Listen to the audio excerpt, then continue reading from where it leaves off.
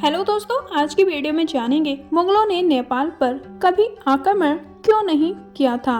दोस्तों, इस जानकारी के लिए वीडियो के अंत तक जरूर बने रहें और जो न्यू यूजर हैं प्लीज सब्सक्राइब कर दें। चलो वीडियो शुरू करते हैं। मुगल सल्तनत की भारतीय उपमहाद्वीप के इतिहास पर गहरी छाप है। करीब 300 वर्षों के शासन के दौरान मुगलों ने भारत पर, इसके अलावा आसपास के एक बड़े भूभाग पर राज किया। उन्होंने अपनी सल्तनत को दक्षिण भारत में भी फैलाने की कोशिश की और इसमें काफी हद तक सफल भी रहे। लेकिन 3 सदी तक शासन करने के बावजूद मुगलों ने कभी नेपाल पर अधिकार करने का प्रयास नहीं किया, जिससे उत्तर भारत की जमीनी सीमा लगती है। मुगलों ने मैदानी भाग पर कब्जे के लिए राजपूतों और दक्षिण में मराठों से लगातार संघर्ष किया। ऐसे में उनका कभी नेपाल का रुख नहीं करना हैरान करता है, क्योंकि नेपाल की सामरिक और व्यापारिक नजरिए से अपनी एक खास अहमियत थी। मुगल वंश की नींव रखने वाले बाबर और उसके बेटे हुमायूं के बारे में माना जा सकता है कि उनका ज्यादातर वक्त आसपास के राजाओं से संघर्ष में बीता, इसलिए उन्हें नेपाल जैसे देश पर आक्रमण का समय नहीं मिला होगा। लेकिन अकबर और औरंगजेब के शासनकाल में मुगल सल्तनत काफी ताकतवर और स्थिर थी।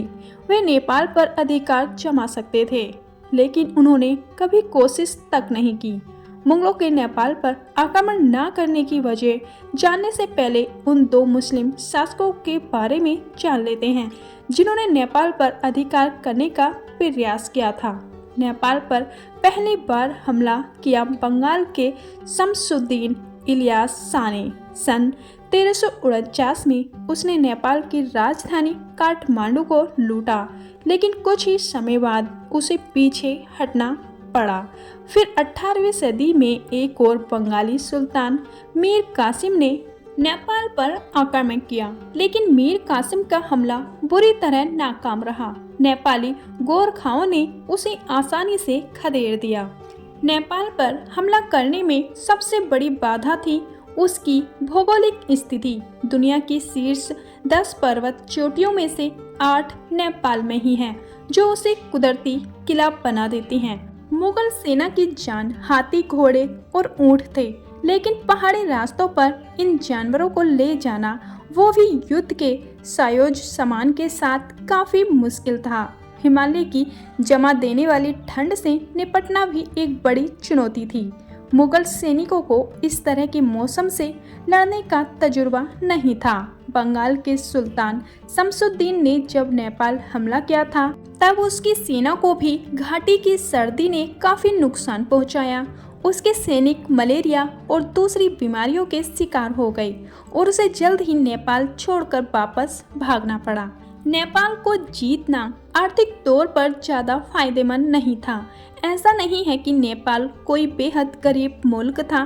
काठमांडू की वास्तुकला और बुनियादी ढांचे से उसकी समृद्धि का पता चलता है। साथ ही वह उस वक्त प्रमुख व्यापारिक मार्ग भी था।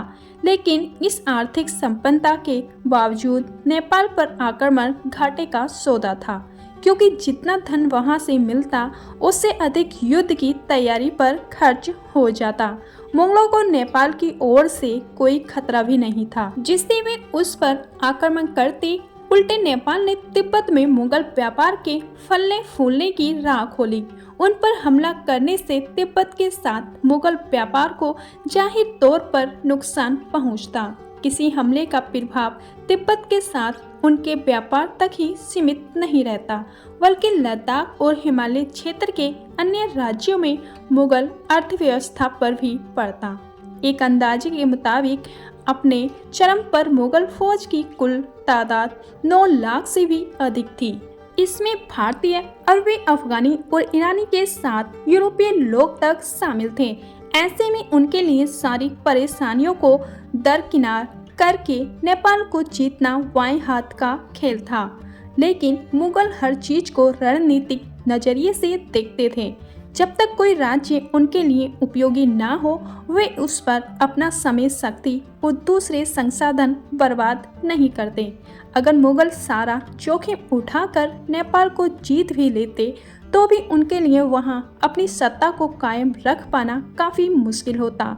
नेपाल में हिंदू और बौद्ध धर्म को मानने वाले पहाड़ी लोग थे। वे मुस्लिम शासक के खिलाफ आखिर में विद्रोह कर देते।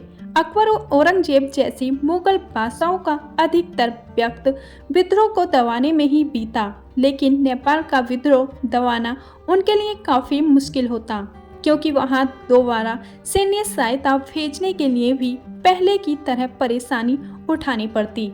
भारत और चीन जैसे ताकतवर देशों के बीच होने के बावजूद नेपाल ने अपनी मूल पहचान बनाकर रखी है। उस पर किसी आक्रमणकारी संस्कृति की छाप नहीं दिखती, जो भारत जैसे देश में आसानी से नजर आ सकती है। ऐसे में अक्सर दावा किया जाता है कि गोरखा साम्राज्य और उसके सैनिक काफी बहादुर थे, जिनके खौफ की वजह से किसी ने उन पर आक्रमण नहीं किया। लेकिन हकीकत में नेपाल में ऐसी कोई जंग ही नहीं लड़ी जिसने उनकी बहादुरी का कड़ा इम्तिहान लिया हो। नेपाल का सबसे मजबूत पक्ष असल में उसकी भौगोलिक स्थिति थी।